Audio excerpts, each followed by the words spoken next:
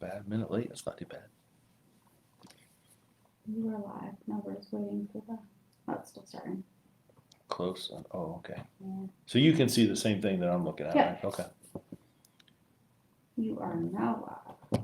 Well, good afternoon, everyone. My name is Steve Drew. I'm the Chief of Police here in Newport News, and this is our monthly chat with the Chief Conversations, where we're just going to try to have some conversation with the community.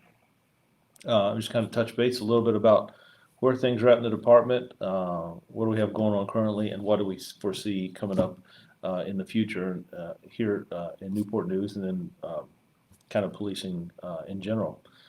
So my hope is that, you know what, somebody do me a favor out there. If you could send me a message, make sure that we're coming in okay, that you can hear us, screen looking all right, that you can hear the feed. I'd greatly appreciate it. Just want to make sure out there that you can hear me. Oh, there we go. Perfect. So, yeah, so we'll talk about some of the things. We've got a recruit class getting ready to graduate next month. A memorial service this week I want to touch base on. This morning I actually had a good conversation. We did a roundtable with the mayor and talked a little bit about some things going on. We talked about COVID. We talked about the situation we had at Heritage, and yes, we just had some really good conversations. So we do these chats monthly, these conversations, if you will, right? We found as I'm learning more and more about technology, how important it is to take advantage of some of the systems that are out there. So I still am a big fan of the one-on-one meetings and community meetings, but here when we use the technology and Facebook, we're allowed to have those conversations. You can chime in if you got to step away and come back and look at it later. Individuals, I know the hustle and bustle of life is so busy that you're able, but later on, if you wanted to see the topics we talked about and some of the conversations, you're able to do that. So I appreciate time that you set aside, or that those that will look at this and take part. I appreciate it. It is just a way for me to kind of share, being open and transparent about what we're doing in the department. So my hope is that we have some good dialogue, some good questions back and forth that we can talk about, things that interest you. Just I guess prerequisite. If there's an active investigation, I can give you kind of an overview, but I can't really go into the particulars, just out of respect for the criminal attorney in the case and the detectives and the victims and the process that goes forward. But yeah, how we have good conversation, I think, is important. So that is my hope, that we chime in. It looks like some people let me know we're good to go. So Robert, thank you, my friend. Robin, appreciate you. Sean, thank you very much. Good to see you. And all clear, very good. Ms. Tyberg, thank you so much. Wow, I appreciate that. And let me tell you, I'll take every one. So it looks like, let's see, we got a question or a comment here. Crime prevention through environmental design is going to be brought up in my community. I will tell you, it's funny you mentioned that right before I came down. We have an experimental process going on right now with one of our crime prevention specialists and focusing on environment. Officer Grayhouse is right now assigned to our Community Youth and Outreach Division. So he had been doing a lot of things with outreach, the Boys and Girls Club, set community meetings, those type things. And in my past agency, we had a program called an environmental officer. And one of the things we talk about communities and we learn about crime is crime will take place or remain in areas that aren't focused on, or that may appear or give the perception of that individuals, that government, the community, whoever, multiple entities don't care about a particular location, the perception. And some of the things that cause that perception are blight, right? Poor lighting, trash that's built up, overgrown grass, stop signs that may have shrubbery or trees, limbs that are hanging over it, stop signs that are spray painted, knocked down and don't get picked up, trash in the street. It gives the perception that that's a blighted neighborhood, right? So environmental officer works with our code enforcement team, or works in utilities team, to address blight.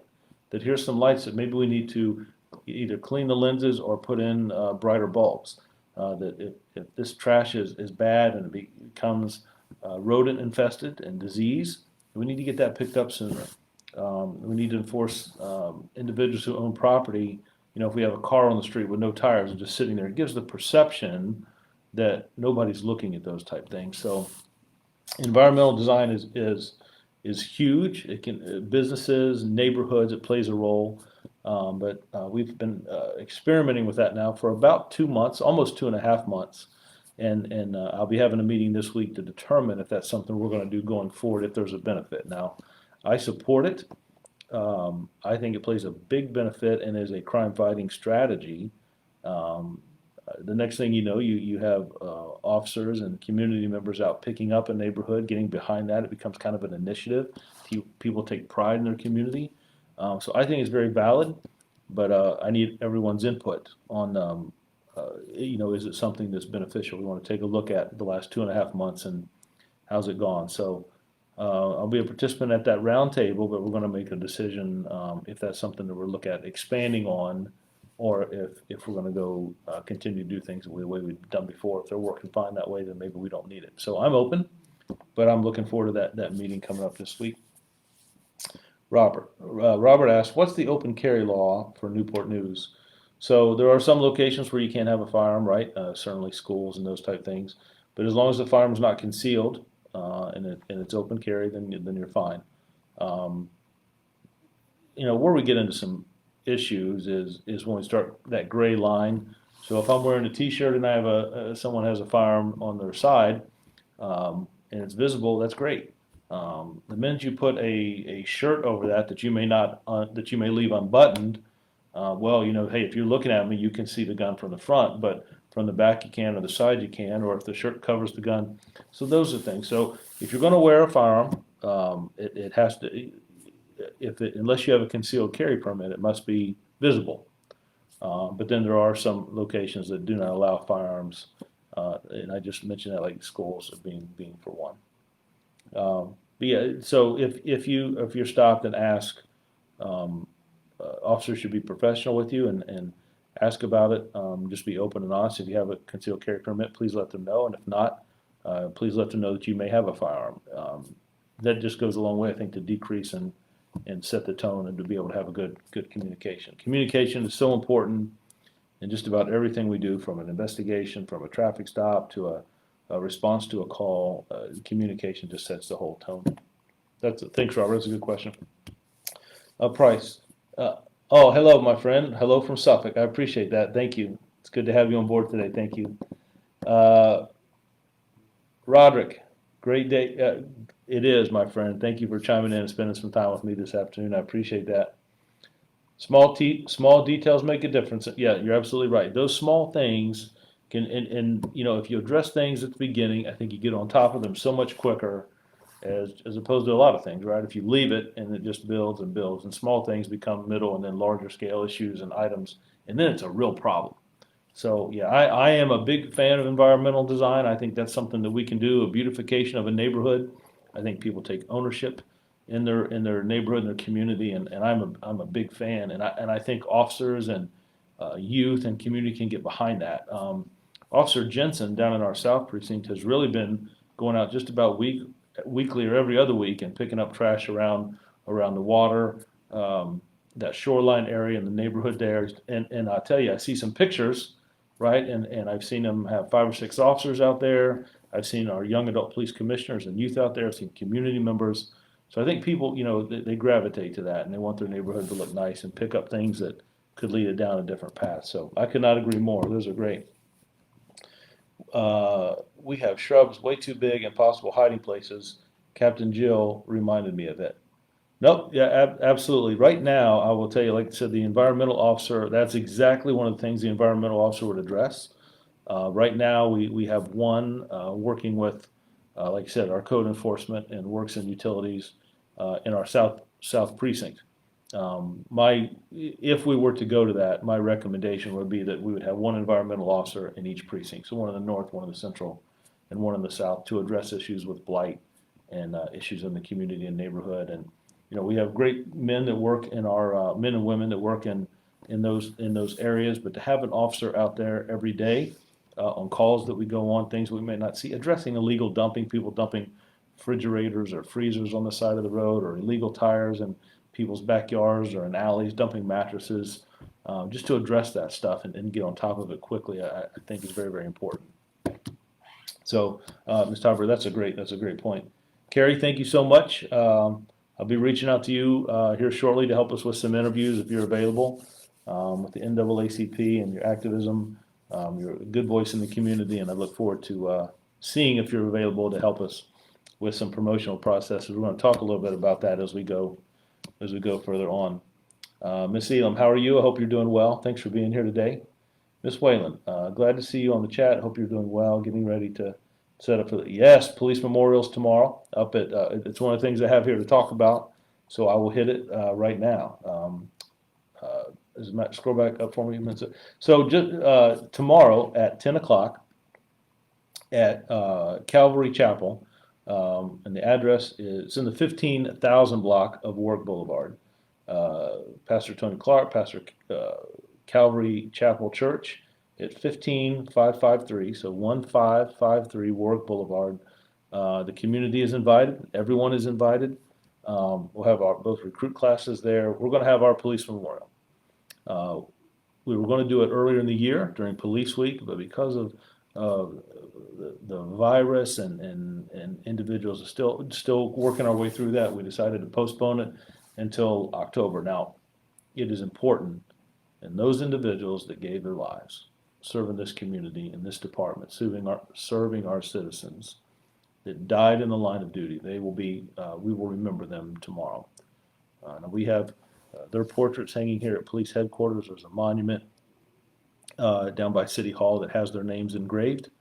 But we need to set aside one day a year that we just show our appreciation for those that made the ultimate sacrifice. We'll talk a little bit tomorrow about all the things that officers do, responding to an incident at a high school, interacting with our community, responding to crimes in progress, working.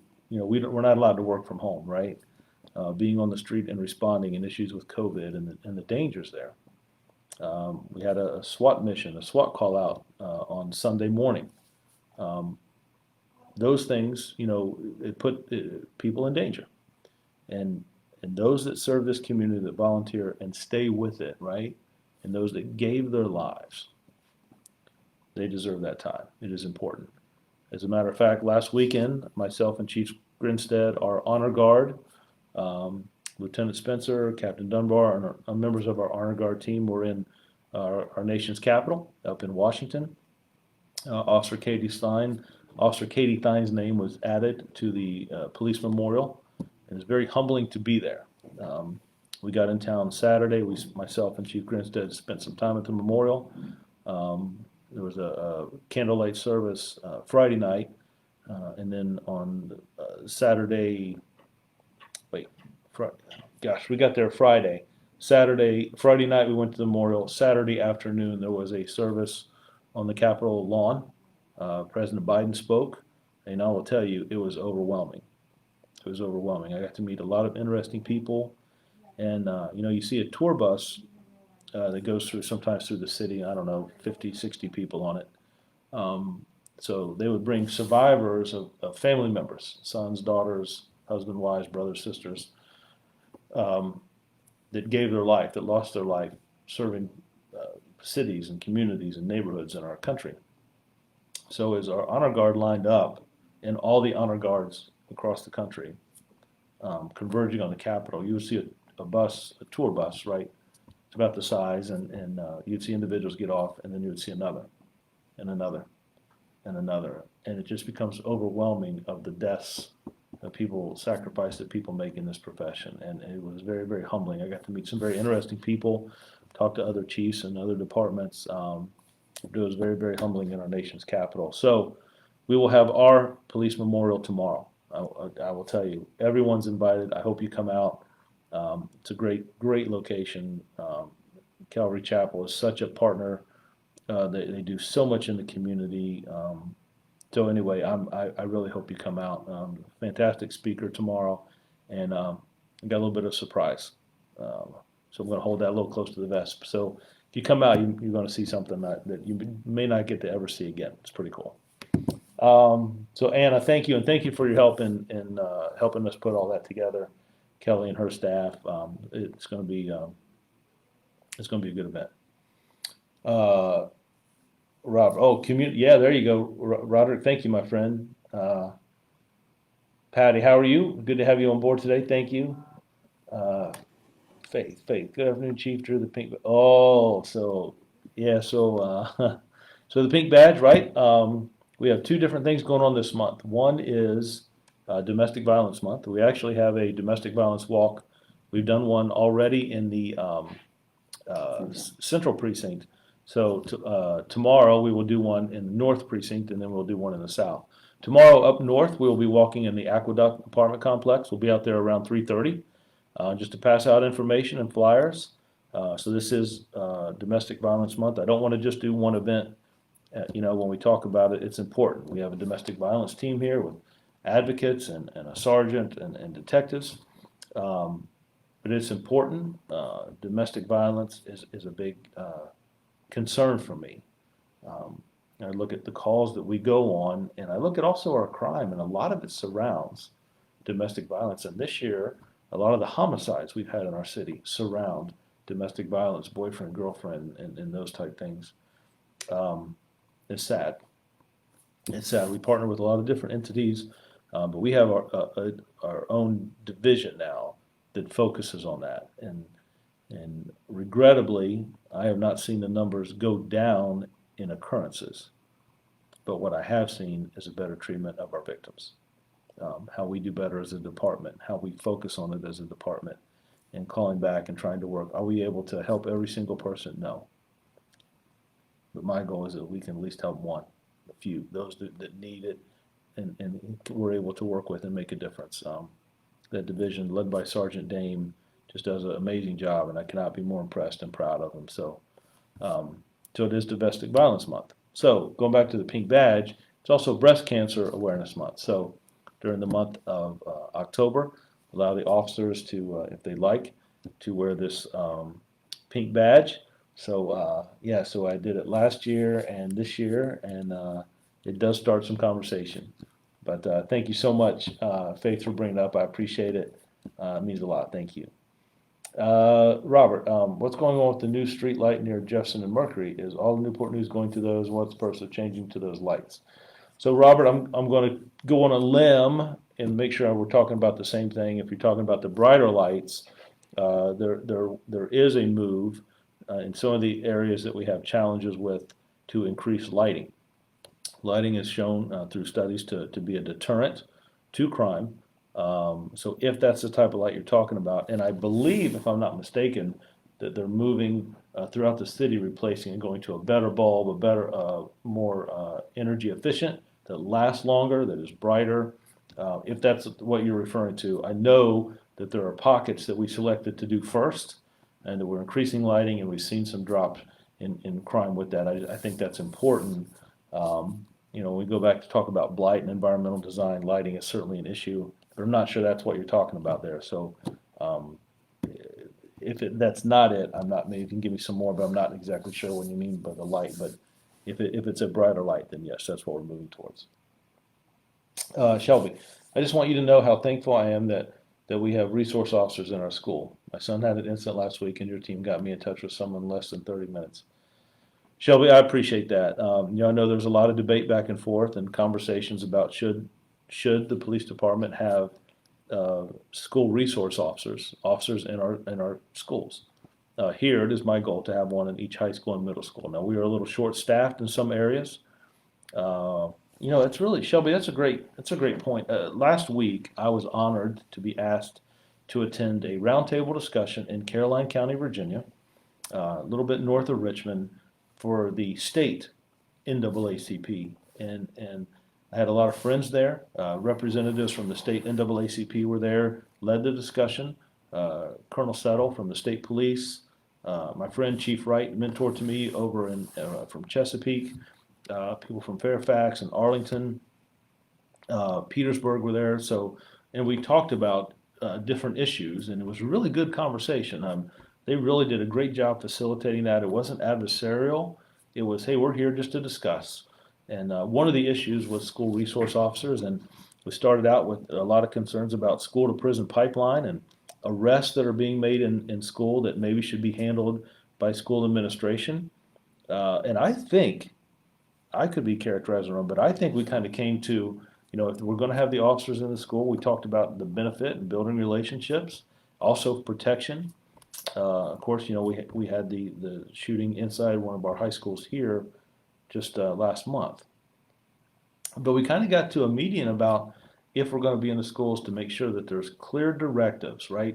We should not be enforcing if someone has a cell phone or someone's in the hallway. That's an administrative issue. Our job is to build relationships, interact with our students and our young people, the best commodity that any city has, certainly the best commodity we have, and then for protection if something were to happen, God forbid.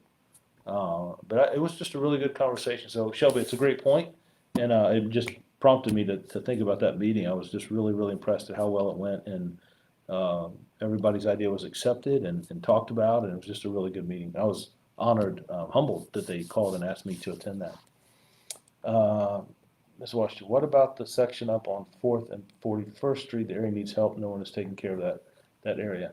So when you say no one is taking care of it, I would just say because it hasn't happened yet doesn't mean that no one's taking care of it. I mean, it takes a lot. We can't replace every bulb. I think, matter of fact, it took, I don't want to say it wrong, but I think three to 5 years to replace every light in the city.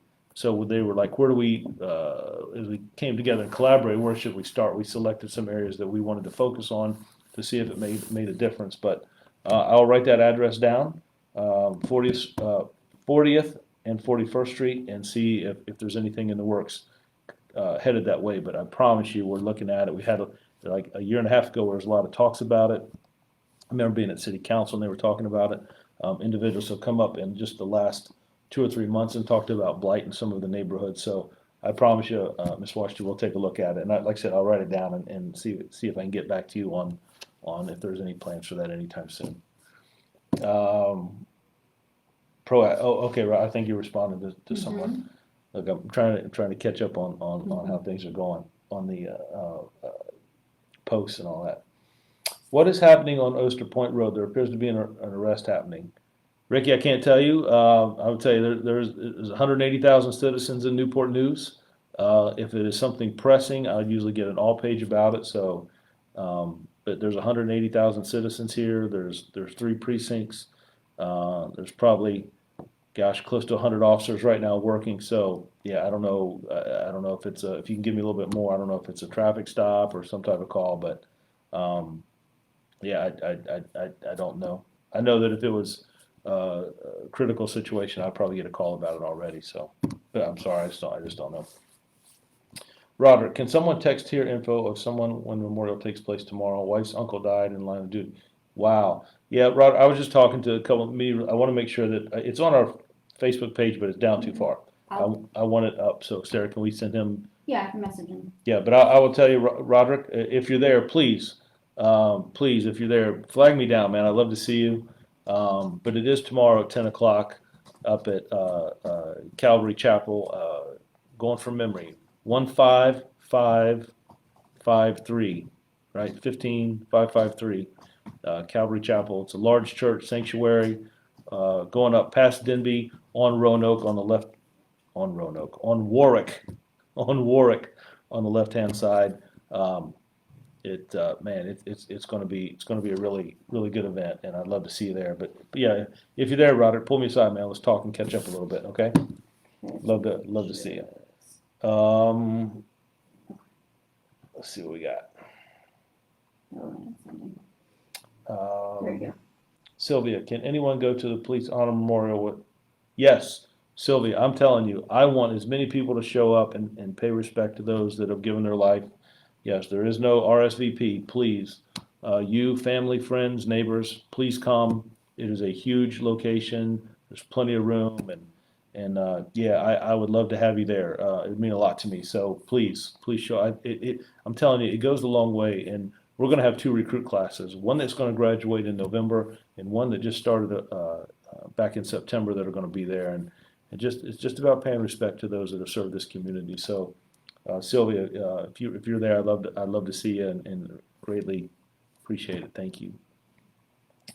Oh, Miles already got it. Perfect. Thank you, Miles. You're quick. Tracy, how are you? Thank you for being here. Will the memorial be on Facebook? I believe that we're going to stream it. I don't want to say it wrong, but I can tell you this: if I have anything to do with it, it will be. It should be. But I'm really encouraging people to come out if you're able to. Probably be right around an hour and 15 minutes.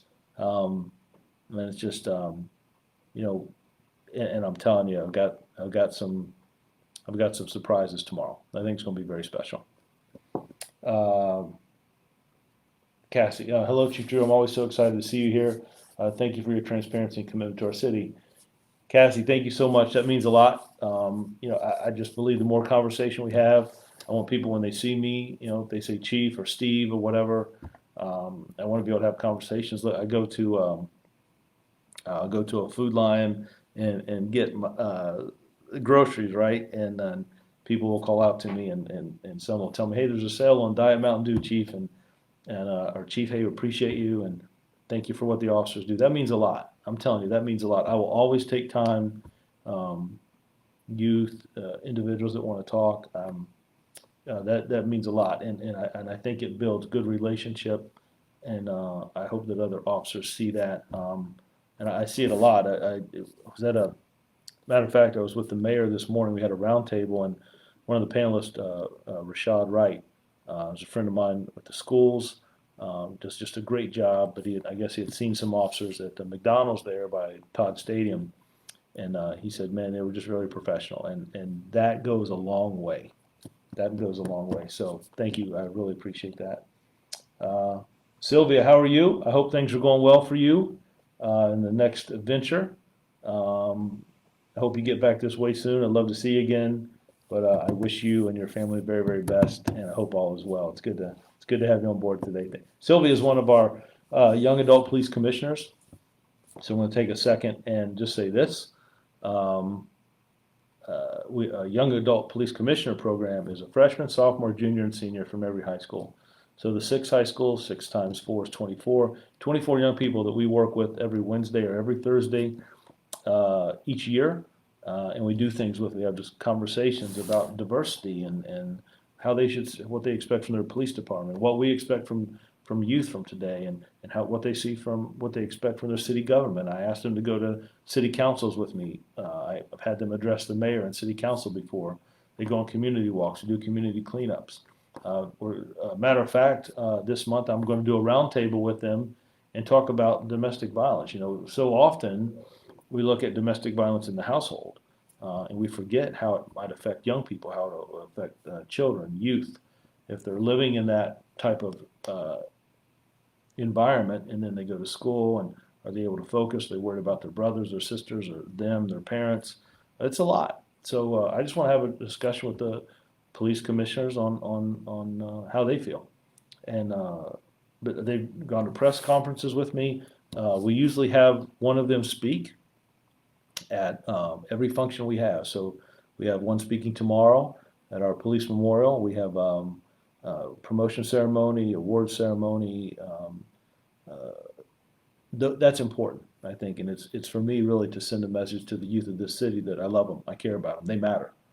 And it's also a message from sending back to the department that youth matter. And in law enforcement, I want us to be interacting with young people.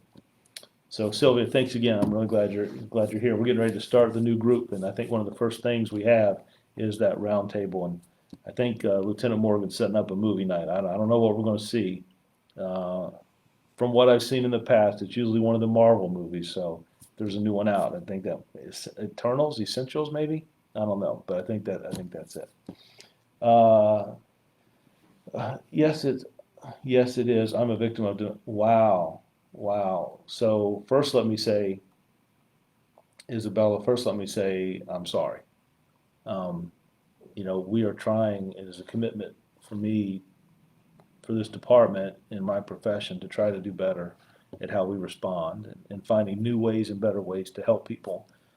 Sometimes it is very hard it's hard to patrol a neighborhood and domestic violence is going on behind closed doors for us to know about it.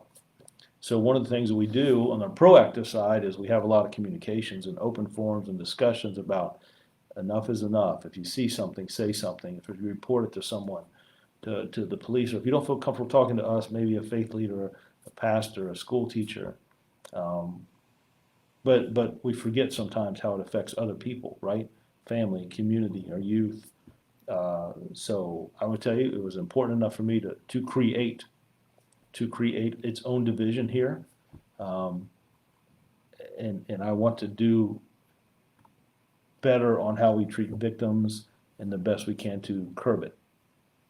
The arrest is usually like a 95, 98% clearance rate because the individual is known. And whether it's domestic violence against a male or a female, elderly person or a child, family member, whatever it might be, it matters. Now, do I get it right all the time? Do we have the perfect model and get it right in this department 100% of the time? No. We're evolving. We've had it a little over a year, and we're going to continue to evolve.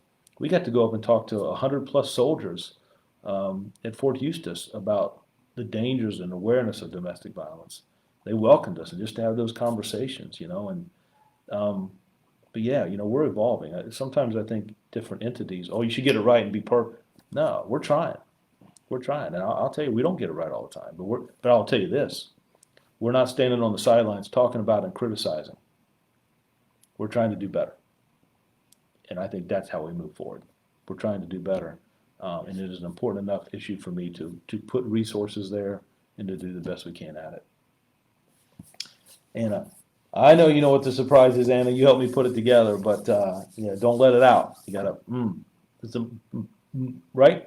But yeah, it will be. It'll really be special tomorrow.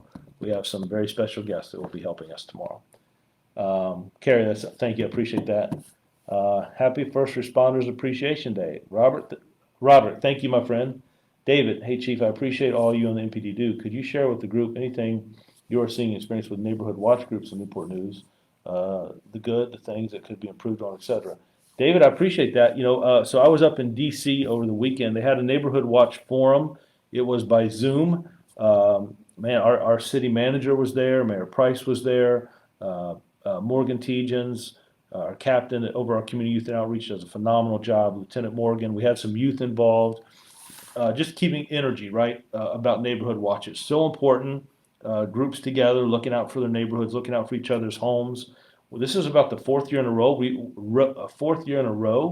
We've seen a decrease in residential burglaries in our department, in our city, and that's a hard crime, right? Somebody breaks into a home, and if you're at work from 9 to 5, or you work from noon to midnight, or the night shift, when it's reported, there's like an 8-10 hour window. If you're gone for the weekend, it could be a 72-hour window. When did it happen? And for neighbors to look out for each other, it is so vital important. So I would like to see the numbers higher. I would like to see more neighborhood watch groups.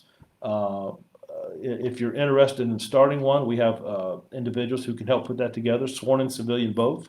But it is vital, and I think one of the things we lose so much with technology and how fast-paced life is today is we don't spend enough time talking to our neighbors and looking out for each other. Groups, when neighbors come together, we're not going to allow that type of activity in our community. We are going to call the police. You're not going to do that here. We are going to call the police. It will send the criminal element somewhere else. If there are two vehicles in two different neighborhoods, same car, same laptop in the back seat, same door unlocked, I only got time to steal one. Am I going to go to a neighborhood that, man, they're calling, they see people looking in a vehicle? Or am I going to go to a neighborhood where people don't care what you do? Nobody's going to call the police or get involved. We're going to go to one where no one's involved because you think nobody cares. So neighborhood watch is extremely valuable. I appreciate all those entities that have them. I appreciate all the individuals that are involved and participate. And it's really a good group. We do a lot of good things together. And so that's the good thing is, David, how beneficial it is.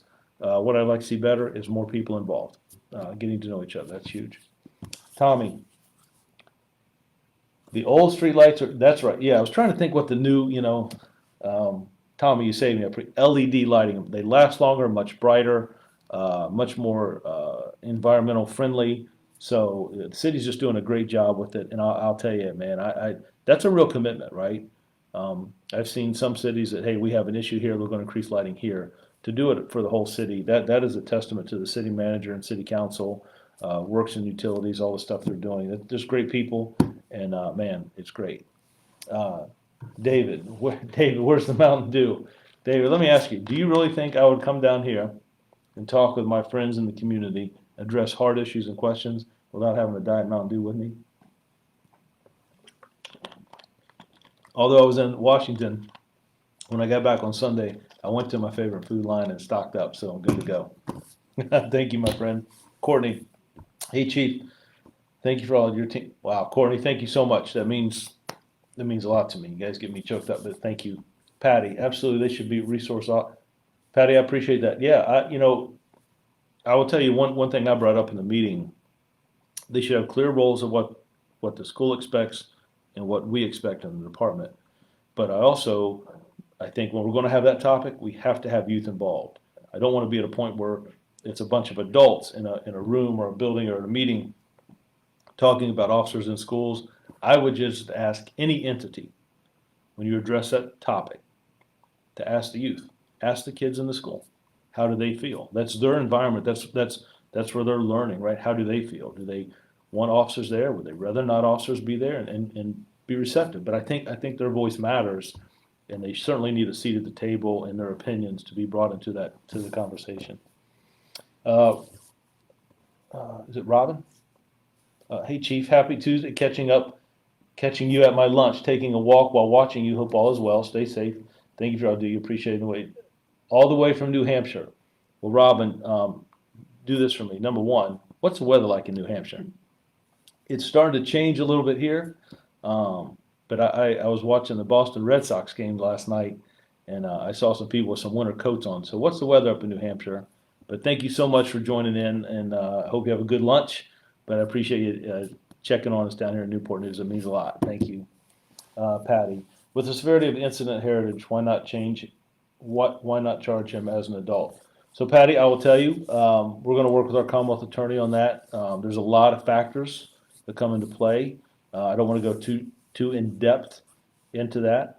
I would assume that those conversations are being made or having. I have the utmost confidence in Mr. Gwynn, the Commonwealth Attorney's office. I think the officers did an amazing job with that case, the detectives that conducted the interview and the forensic technicians that processed the scene. And now I turn it over to our Commonwealth Attorney and the investigating officers, and they'll have conversations and make, my faith is they'll make the best decision. But yeah, I am sure that is being discussed. I'm not sure which way that'll go. I don't want to sway one way or the other, but there's evaluation. There's just a lot of things that go into that, yeah, they'll work together, and I believe they will make the best decision for all. And that's what we try to do, right? I understand opinions vary, and it's fine to hear them, but at the end of the day, we have to make that decision, and we'll see how the Commonwealth Attorney goes with that. But I'm sure there will be a lot of conversation. Roger, I've been trying to figure out why not feel safe with a trained police officer, just to find and follow protocol. I've been trying to figure out why. Oh, he's responded. I'm sorry. Mabel, thank you for being here, May. I hope all is doing well. Thank you so much. You usually chime into these. That means a lot. I appreciate you being here. Rose, when did we change the yellow private street signs to green private street signs? Rose, that's a curveball for me. I'd have to get with city engineering. When did we change the yellow private street signs to green? You know what? I'll have to see if I can find out. I don't know. Now somebody stumped me now. At 12:41, Rosa stumps me. Yeah, I'll see what I can find out, and maybe we can send it back to you. But I didn't know. Do I need to get the resolution? Someone from a family of Kate. Do I need to get the resolution to someone for the family? The resolution. Mabel, help me with resolution. I'm not sure what you mean. Do I need to get the resolution? Reading it. We'll talk. we'll talk. We can do that. Yeah, we'll talk about that. Uh, David, the city has already replaced 50% of the streetlights with the new LED lighting. Wow. Replacement projects are city budget pending. However, the city should be finished in the next 2 years. David, thank you. Yeah, so I knew when we had the initial conversation about a year and a half ago, we started out, let's try it in certain locations. And like I said, works utility, man, that's a big, I cannot imagine, David will probably chime in and tell me now, I can't imagine how many lights there are to replace. That is a massive project. Energy efficient, better lighting, addressing blight, safety. But to do the whole city, that's a huge project and commit to that. I commend city council and really the mayor and the city manager, Ms. Roth, and assistant Bo Clayton for overseeing that, getting that stuff done. Those folks, people at Works, man, that's phenomenal. So, yeah. What do you say? Because I knew it would take multiple years. Can you go up just a little bit? What did he say? And then it'll be finished in the next 2 years. Wow, that's huge. Great job. Great job to you guys. Is it Miss Washington? Mm-hmm. Hello. Thank you for being here. Lunch is over. I'll catch up with you this evening. Have a great. Thank you so much, Rob. Enjoy. Linda, you are the gold. Well, Linda, let me tell you, thank you. That means a lot. I do believe, we work a lot with Dr. Lyons, and she's come in and helped us some with leadership. Talks about diversity. She addresses how we build relationships with our community. And one of the reasons I bring her up is we talk about that internally, but I think it's important to bring people from outside in. So she's done a lot of work with us, and the conversations that we have, regardless of what your perspectives are, your beliefs are, your moral values, what's important to you, people at different stages of their life, but the fundamental, right, is that we can sit down and talk to each other, right? And we have conversations instead of confrontations. We can sit down beside each other across from a table, maybe have something to drink together, and at least talk to each other. I think that is such a huge start as opposed to this. They were able to sit down, meet in the median. At least we have an understanding. We've done that sometimes on citizens who make complaints against officers to bring them in and the officer, and we sit at a table, and I'll try to mediate that. But really, I want the officer to hear what the citizen says, and I want the citizen to hear what the officer. And what I have seen, the 7 or 8 of those that we've done, I usually see the majority are handshakes, some are hugs. Some are, you know what, we understand your point, we both disagree, but it's a conversation. And you're absolutely, that matters. Can you scroll up for me a little bit? I think I missed a couple, or was it some messages? It was just, I think Julie responded to the question about live streaming, so. Oh, okay, all right. Is it Ben? Thank you for the entire, Ben, thank you, my friend, I appreciate that, thank you. Courtney, thank you. So you're domestic violence, wow. Very important as a nation that we must focus more on taking care of our youth. Roderick, I could not agree more, my friend. Thank you. Amanda, I have seen the see something, say something business cards along my route in Newport. Well, Amanda, thank you very much. All those things, matter of fact, one of the things the mayor asked today to myself and schools was, what do we do going forward with some of the threats that have happened and the situation that happened at our high school here? And we both had the same response. Professionals, students, young people, businesses, faith leaders, if you hear about something or you see something, whether it's a Facebook post about a threat at a school or hear something, something in the lunchroom or in the locker room or whatever, long gone are the days where, that's just people talking. We have to take that stuff seriously. We have the technology and the ability to investigate that rapidly. We have a lot of federal partners who can help us do it even quicker.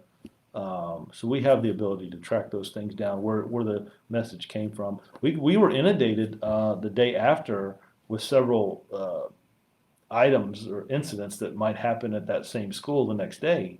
But as we looked into it, it wasn't here at all. It was a school with the same name in California that we were able, and we shared that information back with them. But it said the name of the same high school, but it was in California. We were able to determine that fairly quickly. Karen, morning, could you find out why the daily crime reports do not show up online? We had a drive-by on the street behind me a few nights ago. Last night, the police were chasing a SUV at about 120 miles an hour. Would like to be able to see the report. Karen, I will tell you. That has to do with our new system Yeah, change. so City IT is working. Karen, we spent about 1.8 million to upgrade our whole footprint on our technology computer system, right? What's in our systems. So what we have to do is we have to transfer data and making sure the systems talk to each other, the old data over to the new system. And there's some bumps in the road. So I will tell you, I just am as frustrated as you because I can't get those crime numbers exactly accurate where I want them to be. And we met yesterday and we started going through them we had 3 or 4 burglaries in this particular precinct. Well, not really, Chief. We only had 2, and well, hey, it hadn't picked up, hadn't read. So we're working through that. We tried to pick this time of year because usually it's a little slower, but we're working through it. I hope to have that done in a couple weeks. So it's implemented. It's now just fine tuning some things and making sure that things are talking to each other. But it is a technical software issue. We haven't done away with it by any means. It's just making sure that one system talks to the other. But I am impressed that you picked up on it. So yeah, that's the issue. Need all hands on deck. No time for finger pointing. Okay, Keith, how do you recruit and fill vacancies and keep overworked officers? Stress officers have been working short staff from leaving and creating more vacancies. Keith, I am so glad you asked that question. Let me tell you, first of all, anyone right now is interested in joining the Newport News Police Department, we're hiring. We start, once you get out of the academy, our salary is $48,500. There are tons of opportunity in this department. Now, some people have come and they go through the academy and are in about 1 or 2 weeks say, this isn't for me. And that's okay. But we got to be realistic. Police work is not Monday through Friday, 9 to 5, off on evenings and midnights and no weekends. That's not what we do. We are 24 hours a day, 7 days a week. We're responding to calls that happen at 2 a.m.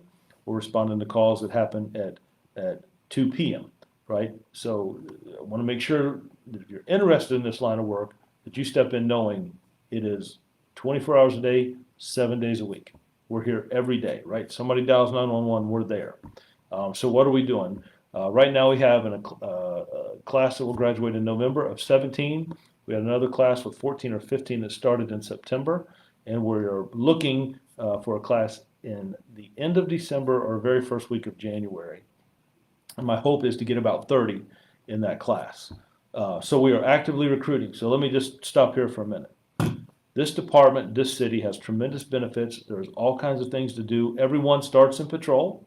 There's a day shift, an evening shift, and a midnight shift. So we've got to fill those vacancies.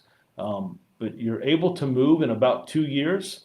There's all kinds of incentives. The department and the city have a plan where they will pay a portion of your college, as long as you're keeping a good grade point average. You can't, not incompletes and D's, right? You got to at least have a certain grade point average. But it is a great place to work, and it is a great profession. And I try to run this department like a family. Now, for officers that are watching, listen, we don't always agree, but I'll tell you this. I care about every individual that works here. When I sit next to a new recruit across from me, the 3 things I tell them is that we are going to be the police in this department. We are not going to tolerate people taking advantage of hurting other people. Second is we're going to have a strong community policing foundation. We're going to focus on the youth of this city. And third is that I run this department like a family. People that choose to come here are not a number. And it doesn't matter if you wear a uniform or you're a dispatcher or a civilian, forensic technician. I care about each and every individual because of, Keith, what you just said. The time they put in, the commitment they put forward, the time away from their families, the time that they have to work over, the time that they're in court on their days off, the days that they're called back in, when they're out there riding a boat, when they're in the middle of the night in a SWAT mission in the pouring rain, when they're responding to a individual who's drunk driving, when we're responding to a stabbing, a shooting, when we're telling someone's family member that something tragic has happened. We see things that no people should ever see. But those that stay with this profession in a commitment to serve, and it's pretty quick and pretty clear who has it here. We can teach you how to do the reports. We can teach you how to do the stuff online, even though it's hard for me, the technology. What I cannot teach people is how to care about other people. I think you get that from your core. I think you get that from your faith. I think you get that from your upbringing. That if you have a commitment to serve and help other people, I'm telling you, this is the best place to be. And you matter to me. From the individuals that work in records, our dispatchers, our technicians, our detectives, our officers, men and women that work around the clock, even to the individuals who clean this building and keep it clean for us. They matter to me. You matter to me. So I'm telling you, we're hiring in the Newport News Police Department. If that sounds like something you want to do, if you want to work and work with youth and work with the community and respond to calls for service to help people, not stand on the sideline and criticize about, well, I saw this and I saw that. We have, I think last year we responded to about 165,000 calls. That means some citizen, some individual, a business called 911 and asked for our help. They called the police there. And out of that, I believe we had about 85 complaints, maybe 86. That comes down to be like 0.0005. And we will hear a lot about that 0.0005 complaint. I don't think this person should have been arrested. We're hiring. We're hiring. Come be a part of the difference. Come and work for this department and help us do better. I am looking for quality, talented people who care about other people. It's easy. Anybody can stand on the sideline and criticize. I don't think you should have done this. I don't think the officer should have done that. Come work with us. Help us do better. We're better today than we were yesterday, and we're going to be better tomorrow than we are today. But I'm looking for good people. One of the things I often say after I talk to someone who might be frustrated that they got a ticket or they don't think the officer did a good enough job in the traffic accident, or why was this individual arrested for domestic? Although he hit me, I didn't want him arrested, or I didn't want her arrested. There's laws that we have to do. But after those conversations, we're hiring. I would love for you to come work with us and help us do better. Help us be the difference. You be part of the difference, part of the change. Help us do better. It's a hard profession. It's a hard profession. And the climate right now does not make it any easier. You work long hours. You're away from times with family. But I will tell you, I promise you this. You are surrounded by people who care about you. You're a part of something, an entity trying to make things better in a community, in a society, in our city. And you matter to me. I cannot be more impressed and thankful for the men and women in this organization, sworn and civilian, those that went up to Washington and those that were on a SWAT mission with an individual who produced a firearm and broke into someone else's home. We didn't ask for that to happen, but someone called the police because they were scared or terrified. And the individual did that, went somewhere else, and we had to address that. We see things that I wish people never saw. So Keith, when you talk about mental health, we have a department psychologist, we have an excellent CISM team, Captain J.P. Smith, Lieutenant Barefoot, excellent. We have a great partnership with surrounding jurisdictions. We have a department psychologist. And I've tried to create an atmosphere and environment here where people need that it's okay, that they're not ostracized. 28 years ago, I'm dating myself, Keith. We didn't talk about that too much. I'm not, I saw a horrible accident. I don't want to talk to anybody about it. I'm okay. I saw a homicide. How about I saw a suicide? And then 2 hours later, I go to the next call. Well, that's still in our head, right?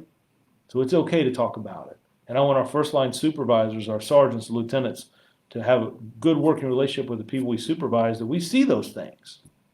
We pick up on it. So I will tell you, after the incident in our high school here, I mandated 4 or 5 officers that were some of the first people in that building that they go see our psychologist. I did it because I care about them. And then we had our CISM team talk to different roll calls and our dispatchers. And some didn't want to go, but I believe at the end of the day, it was the right thing to do, and it came from my heart. So that's what we're doing, Keith. I think you value people. You try to bring good people in. We're trying to look at ways, maybe we don't need to send officers to every larceny. Maybe we don't need some calls. What can we do with a virtual type call? We're trying to take that stress off. But I think if people know you care about them and they're valued. Now, are we going to have disgruntled employees? I'm sure you do in any business, any profession. But for the most part, I don't hold grudges. We make mistakes, we try to address it. We own up to it. But I want people to know here that work in this department, sworn or civilian, that they're valued and they matter to me. And I know the stuff that they do in this community makes a difference. I don't just say that because I read about it. I've seen it. Amanda, I think she's responding. Yeah. Our neighborhood does a wonderful job using apps and social media. Wow, that's great, Amanda. That's perfect. Thank you. Melinda, that'd be perfect. Anna, the neighborhood watch conference was great. We need more people forming. Yep, absolutely. We touched on that. You look to everyone in the community, public work officers, people they say, yep, Amanda, that's great. Absolutely. Isabella, I wonder if he is not abused it. I do something like that at school. I'm not. Is it? I should be more than one officer in. Oh, Isabel, you're saying it should be more than one officer in the school. You know, you might be right. I don't know. I don't know the answer to that. I can tell you as the chief of this. I don't know. What is the best? I don't know. I think you bring groups together, people together, and have those conversations. You might be right. You may be absolutely right. I don't know the answer to that. I don't know. It's a great point. Tommy, hi to Julie. Okay. David, SNS changed in about 2009 due to charges filed in the federal manual on uniform traffic control device. Oh, I think he's responding to someone else. Look, you guys are having conversations. I can't keep up. You're throwing me off. Courtney, hey, Chief, what's the pink badge stand for? Courtney, the pink badge, right? We talked a little bit earlier. Two things going on this month. One is Domestic Violence Month. One is Breast Cancer Awareness Month. So this month of October, wear the pink badge to encourage individuals and remind people about being checked, and it is to represent those who have lost their life to breast cancer and those that are going through it, and awareness. So that's why we wear it. Do the LED lights contribute to light population space? Pollution. Do they contribute? Jerry, I don't know. I know they light up a neighborhood better and it kind of drives crime away. I don't know about the pollution in space. People much smarter than me. I would have to look at that. I don't know. David, thank you. 10,000 plus lights. Wow. If I'm reading that right, if I'm understanding David, 10,000 plus lights at 50% has already been changed. That's huge. Let me tell you, man, my hat is off. I know we talked about that. I knew how big of a project it was, and when we talked about how long it would take, man, that is a true commitment from city, focusing on our community. That's huge. That's a real commitment. My hat is off. The new lighting is designed to avoid. Oh, okay, yep. Amanda, conversations instead of confrontation. Such a beautiful thing. Requires two parties listening and understanding. Not. Amanda, you are so right. Amanda, that's perfect. Thank you. Jerry, Chief, is the COVID vaccine going to be an issue with your department with officers leaving? Jerry, I'm going to be open and transparent with you. We are moving very good, rapidly. I think I have not seen it. Now, there are some that, whatever their beliefs are. Officers leave for a plethora of reasons. One of the things I worry about most here are, do officers leave this department to go somewhere else? I'm not seeing that. I see officers leaving to go into different professions. I see officers leaving because this job isn't for me. I see officers leaving because of childcare issues. I see officers leaving to go back home. I see officers that have been here and their spouses in the military and they move away. I see officers leaving because, hey, I don't want to work. I thought it was Monday through Friday, 9 to 5, right? I see officers getting hired from here to be federal agents, right, to go to the FBI, to go federal. I understand that. I have had one officer in the last year and a half cite that was one of the reasons that they were leaving because of the vaccine. And I understand that. We have to do the best we can to keep ourselves safe and our community safe. And we are in the field of public service. But the city had an alternative that get tested weekly, and this particular officer cited that. I don't know if that's the true reason, but so has it been an issue? I have not had a lot of complaints about it. Those that are vaccinated, and then those that choose not to and to get tested weekly. You may hear some talks, but I haven't heard a lot a pushback, and one officer has cited that as the reason that they have left. Albert, I'm sorry, this is Albert. How are you, my friend? I strongly support your discussions. Great, Albert. Thank you, my friend. Wow, in New York. Let me tell you. Let me just say this, Albert. I appreciate you, man. Largest police department, all kinds of challenges there. I appreciate what you do. Appreciate your service. Thank you for tuning in today, man. You have to send me some information about you, but please be safe. And I appreciate what you do in the largest city we have going, man. If you're NYPD, that means a lot. But please be safe, my friend, and thank you for chiming in today. Chief, scroll down one more, or up. I'm sorry, up. So that was it. You. Oh, okay, got it. Roderick. So you think Roderick's responding? Yeah. Jerry's talking about lighting. Karen, she's responding. Okay. She's responding. Karen, you've got 120 miles per hour through a neighborhood is very fast. How do we know it was going 120 miles per hour? How do we know that? We have a pursuit policy here that limits the speed we can go. But I will tell you, I take that with a grain of salt. If something happened, I will tell you, in North Precinct, maybe a week ago, there was a vehicle that was chasing another vehicle, firing at it around 3 or 4 in the afternoon. And that was something we had to address. We have to be cognizant of neighborhoods that we're chasing a vehicle in, but I cannot have a vehicle driving around this city firing rounds at another moving vehicle. So we have to address that. That is unacceptable. But yeah, when you say 120 miles an hour, I would agree it's fast, but how do we know that was the speed? I don't. I don't know. I'll have to look into it. We wrote it down here. I'll take a look and see if I can find out what the situation is, but I don't know. And my kids saw my baby daddy dead. Wow. Yeah. Keith, I'd love to work for you, but I am too old and I have 2 bad knees to spend 2 years back on the road. Keith, you're killing me, man. We can find something. Come on down. Come down. We can talk. Look, Keith, we might be going to one of the things. Gosh, you getting me to open up things here. I wasn't ready to share. I'm looking at maybe some police officer, virtual type police, where people want to make a report and they're like, no, I want to speak to an officer. I want to see an officer, that we can do it through Zoom and do some things there. So we're looking at that. I hadn't really shared that with that, Keith. So can you, Sarah, just block that out. We won't share that.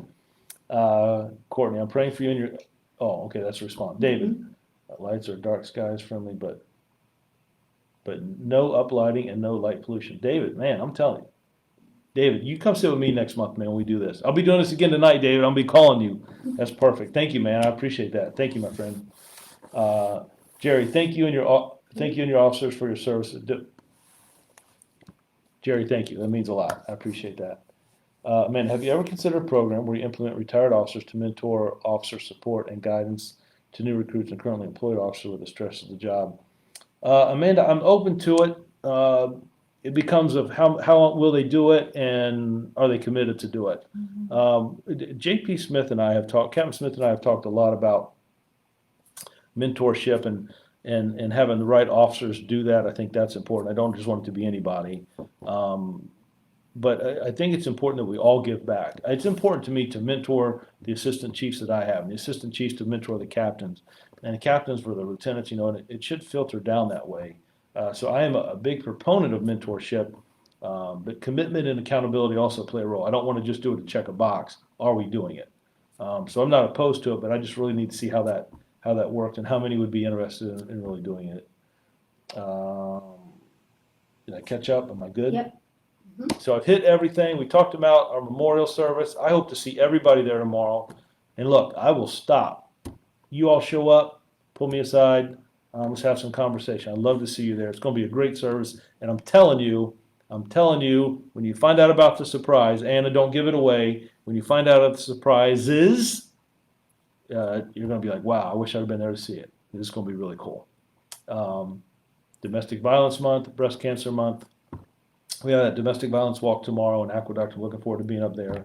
But I just want to say thank you. Thank you for spending time with me today and allowing us to have some conversation. I'm going to be back at 6 o'clock this evening.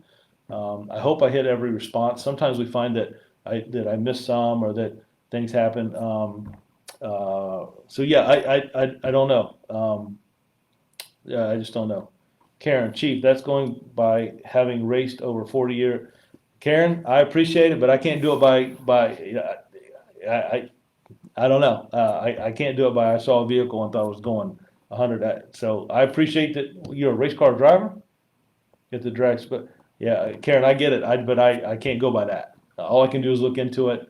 Um, yeah, so we'll leave it. We'll leave it at that. Amanda, thank you very much. I appreciate it. Please be safe. Thank you for the time today. Listen, I know how fast life is, and for you all to take time out to spend with me, I'm humbled. God bless you all. Be safe, and I'll be back again at 6 this evening. Take care.